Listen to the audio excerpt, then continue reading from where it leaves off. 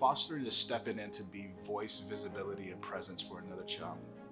That's the best way I can describe it, is to not see them in the context of ownership, but see them through the eyes of stewardship, that I have resources, not necessarily financial, but resources in terms of a home, resources in terms of a heart, and how can I steward that, manage it, deploy it for the sake of another person. That's fostering.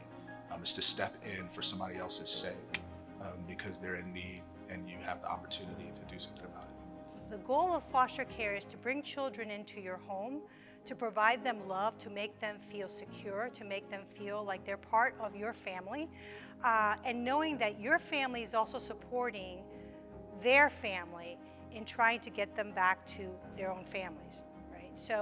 So it is really a beautiful symbiotic relationship that happens when it happens right. The more people lose the myth and understand the reality of foster care, I think the more children will find a safe and secure place to be during their difficult times. The best results happen when the biological parents and the foster parents continue to co-parent even beyond a reunification, beyond the time when they're out of the system of care altogether. And the beautiful stories happen when you hear about, the college graduation or the wedding, where everyone is there for the child, the once child and now adult, and now everyone's part of their family. Personally, I found myself in the foster care system because I met a little boy. I learned his story.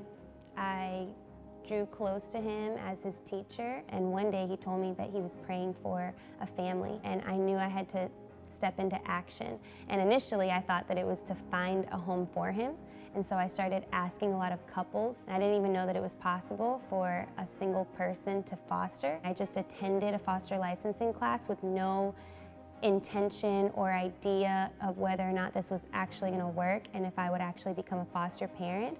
But from that little act of faith and that little step of obedience, I began a journey that ultimately changed my entire life. If I can do it, I can tell so many other people out there they can do it too. So I believe that as long as we're present in these children's lives, we're perfect in their lives, we can make a difference. So I see them as the most valuable gift from heaven, children, and that they should be cared for. Once they get into it, we've had quite a few parishioners that are very involved now.